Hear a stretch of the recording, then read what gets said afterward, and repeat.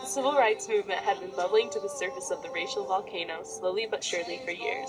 Finally, the revolution was sparked on December 1st, 1955. Just the other day, one of the fine citizens of our community, Mrs. Rosa Parks, was arrested because she refused to give up her seat for a white passenger.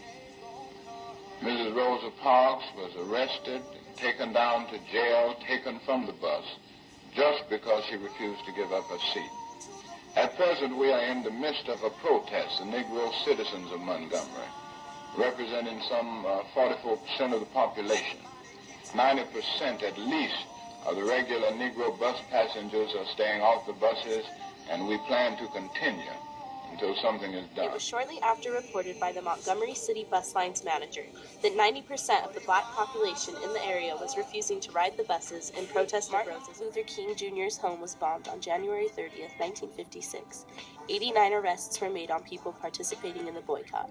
The private taxi system was under attack, with the cabs frequently being pulled over for the most minor traffic violations that usually ended in the driver being placed in jail.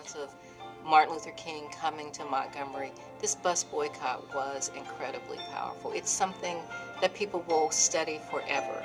It's something that started with the spark from this woman that grew into a local bus boycott, that grew into a national consciousness, that made not just African Americans realize that this had to end. It made most Americans who care about liberty and justice realize that this way of life had to end. The end of the American Civil War in 1865 effectively meant the end of slavery, but African Americans were in for a long struggle before they were finally awarded equal rights. The historic March on Washington took place in August 1963.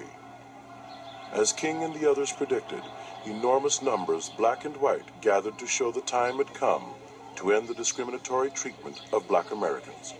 We, through our struggle, through our suffering, through our sacrifice, we'll be able to achieve the American dream. This will be the day when all of God's children, black men and white men, Jews and Gentiles, Protestants and Catholics, will be able to join hands and sing in the words of the old Negro spiritual, free at last, and God Almighty, we are free at last. The day was a landmark in American history, and the high point was a speech by Dr. King that stands as one of the most important, beautiful, eloquent, and stirring orations in the English language.